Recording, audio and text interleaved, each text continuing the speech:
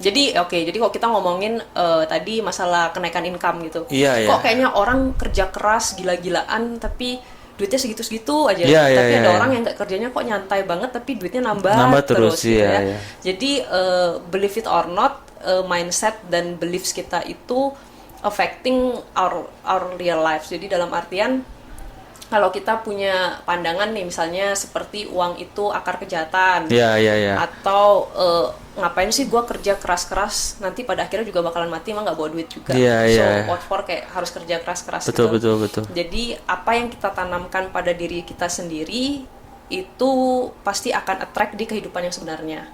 Jadi otomatis kalau kita punya beliefs yang seperti itu, ya mulai belajar untuk menghilangkan itu gitu. Jadi jangan ditanamin lagi. Kalau udah tahu punya belief seperti itu, jangan ditanamin lagi tiap hari ngomong ke diri sendiri. Karena itu kan seperti basically bisa dari orang tua juga, atau Betul. dari guru, atau dari lingkungan sekitar, atau yang mereka dengarkan seperti itu. Karena dia bilang, wah, orang kaya itu kebanyakan nggak baik lah gitu. Padahal kan belum tentu juga. belum tentu juga. Sekarang pertanyaannya kan pasti belief apa yang harus kita install dalam diri kita Jadi tentang keuangan. kalau kita ngomongin beliefs, ya believe it or not, everything that we do in our life itu pasti butuh duit kan. Betul, betul, Butuh betul. uang.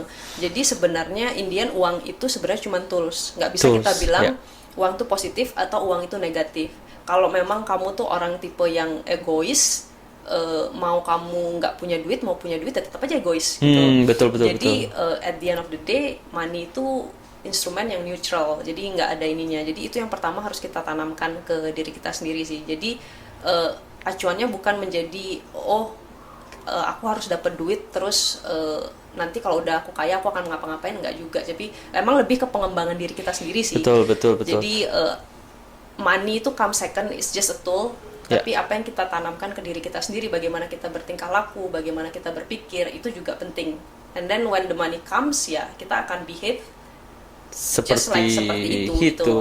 Jadi kayak money doesn't change you but Empowering. empowering you who you are gitu ya. Kalau emang kita dasarnya baik, kalau kita dapat rezeki lebih, maka kita akan berderma lebih baik, lebih banyak lagi. Jadi justru kita bisa melakukan lebih banyak hal positif dari positif, uang yang betul. kita hasilkan. Jadi nggak Betul. selalu itu negatif sih. Karena banyak orang yang believe kan money cannot buy happiness ya kan. What do you view on that gitu? Kalau menurut saya itu nggak sepenuhnya benar. Jadi dalam artian money still can buy happiness. Money buy convenience sih. Convenient. And by time sih kalau By bilang. time. Jadi kalau misalnya kita punya uang, kita bisa ya hire people untuk menduplikasi diri kita.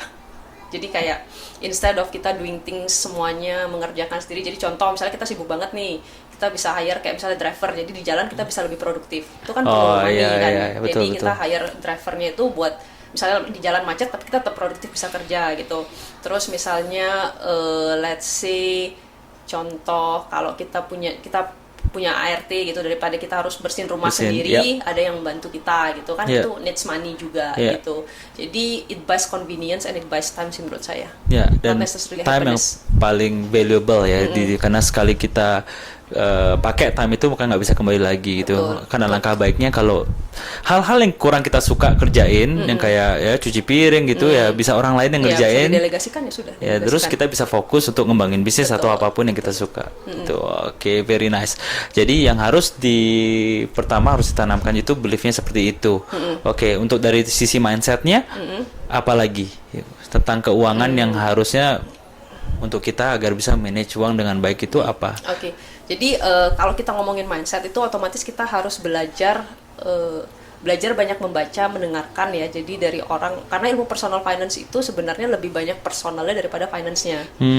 Jadi itu lebih ke pengendalian diri, lebih ke behavior, lebih ke disiplin yang seperti itu. Jadi instead of matematikanya itu mungkin cuma 20% aja gitu loh.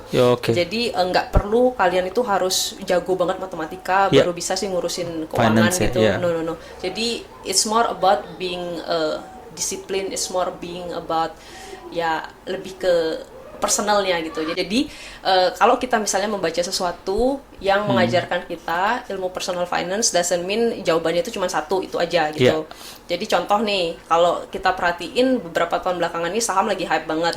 It's the only investment probably that makes yang big return gitu. Jadi everyone has to. Sebenarnya sih has to enggak ya, maksudnya harus tuh enggak. Jadi karena itu harus disesuaikan lagi kepada keadaan kondisi kita pada saat itu. Jadi kalau emang profil resiko kita nggak sesuai, ya nggak usah dipaksain gitu. Jadi makanya kenapa sih saya bilang itu it's more of the being personalnya itu sesuai dengan kondisi. Jadi nggak bisa kita samaratakan one thing buat semua orang. Ya, berarti Ya, semua gitu. tuh beneran very personal gitu Betul, ya. very personal. Jadi yang pertama kita kalau mau ngubah mindset harus banyak membaca. Coba aja lihat akun keuangan. Itu kan banyak banget yang sekarang udah gratis ngajarin ilmu keuangan pribadi. Makin banyak tahu, then we have many choices yang bisa kita lihat gitu. Jadi nggak cuma satu aja gitu. Jadi kita bisa ngerti, bisa belajar. Dan dari situ kita dapat bisa knowledge-nya. dapat knowledge dan bisa ngembangin mindset juga sih. Ya, jadi di sana mindsetnya bisa kita latih, dan tadi sudah dibilang harus dibiasakan untuk disiplin dan juga mengalokasi dengan sesuai dengan porsinya. Tapi kan susahnya itu kan sudah terima duit nih. Kan gatel nih ya, ada impulse buying, mau beli ini, mau beli itu, mau beli gadget, wow, sale 50%. How? Gimana caranya kita supaya mempunyai habit seperti ini, disiplin? Karena susah banget kan ke-triggernya gitu, uangnya ada di tangan kita nih. Ya itu balik lagi kan kita ngomong pengendalian Ya, diri. pengendalian diri. Jadi mau cuap-cuap juga, banyak financial educator yang bercuap-cuap, oh harus catat keuangan, harus bikin budgeting, bla bla bla. Betul, Kalau betul. kitanya nggak mau sampai mati juga nggak bakal bisa Improve, berubah, nggak bakal ya. bisa improve. Jadi itu balik lagi ke diri kita sendiri, seberapa like how strong your why. Why am I doing this? Yeah. Apakah saya mau ini personal finance saya menjadi lebih baik?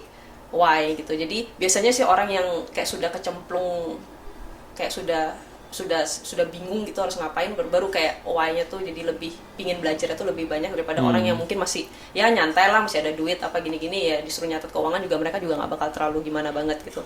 Tapi kalau orang yang sudah pernah kayak lebih besar pasak daripada tiang, terus sudah bertahun-tahun seperti itu, mungkin why-nya akan jadi lebih strong gitu. Jadi balik lagi ke diri kita Why-nya sendiri. gitu ya. Jadi kayak alasan kok kita memang punya tujuan ini untuk nabung buat anak, buat nikah atau apa, udah langsung dipaksakan aja, langsung ditabung. Nah, ini ditaruh di mana nih? Kalau tak taruh di bawah bantal tak pakai lagi uangnya, ha? Iya betul. Jadi kalau kita ada satu ilmu yang kayak kita diajarin, everything tuh sebisa mungkin has to be automated. Jadi sebisa mungkin ketika kita dapat gaji, kita tuh kayak sudah ada setup di online banking kita untuk langsung automatic transfer. Jadi begitu terima, langsung dibagi-bagi ke rekening pos-posnya masing-masing. Oke. Jadi ibaratnya kita nggak lihat segempok duit yang besar itu. Iya. Jadi kita lihatnya itu sudah yang kita bagi. Ya. Presentasi yang kita bagi. Jadi itu bisa jadi salah satu metode yang kita pakai sih kalau mau. Jadi begitu terima gaji langsung automatic transfer ke pos-pos masing-masing yang udah kita siapin. Oke, basicnya itu pos-pos apa aja yang harus kita siapin nih, misalnya secara dasar. Ya, Kalau jadi- kita mau berusaha untuk memperbaiki keuangan kita.